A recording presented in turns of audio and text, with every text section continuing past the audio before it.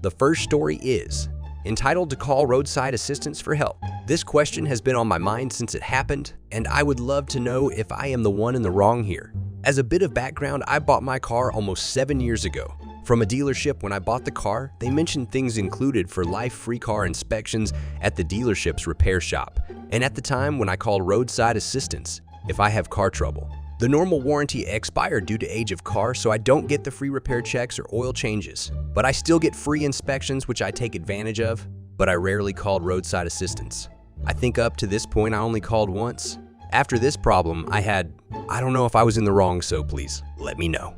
When the incident happened, my boyfriend and I were driving to my cousin's house for a birthday party. All of a sudden, my car warned me of low tire air pressure. I checked it at a pullover and saw it was really low. So I went to a gas station with air pumps. Unfortunately, it wouldn't fill, so I was thinking, what now? Luckily, Mavis tires are almost everywhere on the road we were on, so I tried to drive there to get it looked at. We unfortunately passed the last one too late to get in the lane when I first got the warning of low air, so it was another mile or so before the next one. I called my parents, who know a lot more about cars in the area than Mavis. When I told them what happened, they said pull over, they would be over in 20 min. When they got there, Ace saw the tire was not good, so they said we got to get a tow truck to tow to Mavis. I remembered roadside assistance was a part of my deal with my dealership, so I call. When I told the lady who answered my call my problem, she said, "We are not AAA." She assumed I came outside and had a flat and called roadside for help, to which I said, "No, I was driving, got a flat and called because I am pretty much stranded on a side of a very busy road, luckily out of the way of traffic." She still sounded when I was talking to her that she thought I was being entitled and wasting her time on something stupid. She in the meantime ran my info and said my car is not covered under roadside assistance due to my warranty being expired. They can send a tow truck, but I wouldn't be at the top of the list, and it would be over 2 HERs for A to get one there, and would cost almost $300 for the tow. When I mentioned to parents, they said that we would call back. Luckily, we found a tow truck due to my boyfriend actually having AAA, and it came quickly. The only lengthy thing was a new tire being put on. But this whole thing makes me wonder, was I being entitled with the roadside assistance lady? The next story is, my entitled sister expects me to apologize for snitching on her after she tried to out me to our parents. So me, Miss 17, and my sister 14 have never gotten along, not because she is only my half-sister, but because she is immature and spoiled by it. For some context, like 3 days ago, I told my sister she should stop dating her boyfriend because he is too old for her. She did not take my lecture kindly, and she did the only thing her immature could think of.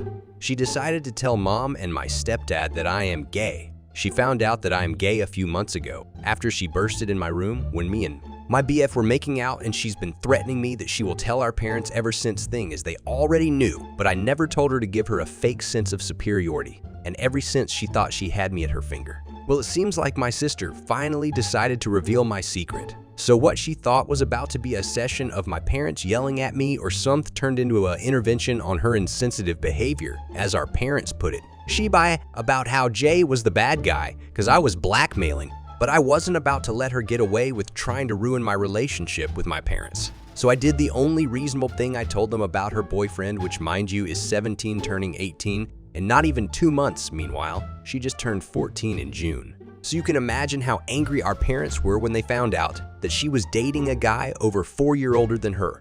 At first, they scolded me for not telling them earlier and helping my sister cover this up. At the end, we both got our punishments. Mine was a 20-30 minutes lecture for not telling them right away, and she got her phone and laptop taken away. Dad cut the Wi-Fi on her TV, and she isn't allowed to go out. All of these restraints will stay until the end of this summer.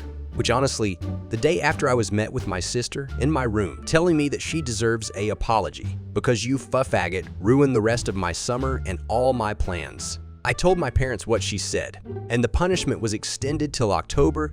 So Reddit, does my wonker of a sister deserve apology? Okay, so quick update. There obviously isn't much as it has only been a day, but I took note of the comments, and I will suggest to my parents that she might have been groomed to try to talk them into getting her testing. The last story is entitled Seal Strikes Again. I've posted about my Seal 18 beat before. Yet again, she exceeded expectations and managed to insult me further. For context, my in-laws are out of town and asked my husband and I to help watch the house. We had the understanding I would cook the meals if he agreed to do the dishes because she hates cooking and only eats pre-packaged hash browns. My husband is at work all day and only gets home at night. Yesterday, I woke up and got everything that needed to be done finished, i.e. double take out the trash, clean the cat litter, empty the dishwasher, feed the pets, and do laundry. Around 1 p.m. EA woke and came upstairs. While preparing for supper, I realized we were out of spaghetti sauce, so I nicely asked E to go pick some up at the store as I do not have a car. And she does. Key the whining of, "But can't you just use tomato soup?"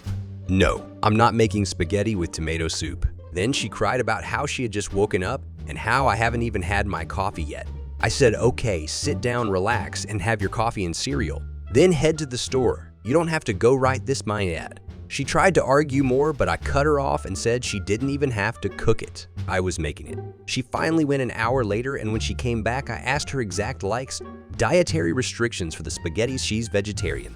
I got to cooking and made her spaghetti separate, so nothing would cross-contaminate, and she had no reason not to like it. She's had spaghetti before and has liked it previously. After cooking and putting her and my husband's portions aside, I went back to my room to finish some work. Around midnight, I go back upstairs to greet my husband and help get supper ready for him when I notice half the dishes are still in the sink and E is nowhere to be seen. I go to throw something out and see a pile of spaghetti in the trash, E's entire portion. I was livid. My husband came in and asked what's wrong when I pointed to the trash. He became angry as well. E does not pay for groceries. She didn't even cook it. Yet she threw out perfectly good food instead of leaving it for someone else's leftovers. Based on the amount thrown out, I doubt she even had 1-2 bites. While I got my husband's supper, E came upstairs and made herself hash browns before scampering away. Cut to the next morning, my husband messaged E her chores for the day. Clean up after her cats, get her laundry out of the dryer, and do the rest of the dishes before I started making supper 10. She threw a hissy fit about how it wasn't fair, his expectations of her, and ran off to her GFS for the day, leaving me to care for her cat and the mountain of dishes she left. I hate this girl now more than ever. I've never experienced someone so entitled they expect everything to be done for them, without her lifting a finger. She's 19 and can't even do dishes without throwing a tantrum. And the reason for half of the dishes still in the sink? Well, apparently, the dishwasher was full, and she couldn't possibly hand wash anything. That's beneath her. So yeah, it for info trigger warning Unilive. They gets away with a lot. I said this in a comment, but when she was 16, she threatened to unalive herself to get a car. My mill has trauma of sister unaliving, so ever since then, she's been terrified of E doing it. She refuses to discipline E or getting her to do anything. Examples being eating a proper meal, showering, basic hygiene, and getting a job. E will pick fights with the sibling he's extreme political views, and if anybody disagrees with her, she will start shouting until Mill cuts in and tells the siblings to leave her alone. It's only been recently that my Mill has been starting to be stern with her. It's a slow process. Also, my husband already spoke to my feel, and we won't be doing anything for any more. We would go home, but it's hours away, and I don't trust E to watch the pets. Second edit. To the people who are saying just go home over and over, I refuse to put animals at risk because of E. We agreed to watch the pets. Not E, not the house. I will do my job until they get back. I was trying to be nice by agreeing to share meals with, but after she requested spaghetti and dumped it in the trash, I won't be doing that anymore. And yes, she does have chores, but she's just refusing to do them since the in-laws left. So it's getting a little messy here. From the bottom of our hearts, we want to express our deepest appreciation for your unwavering support and for being loyal viewers of our channel. Your constant presence and engagement motivate us to create more captivating stories. Thank you for being a vital part of our YouTube family. Have a great day.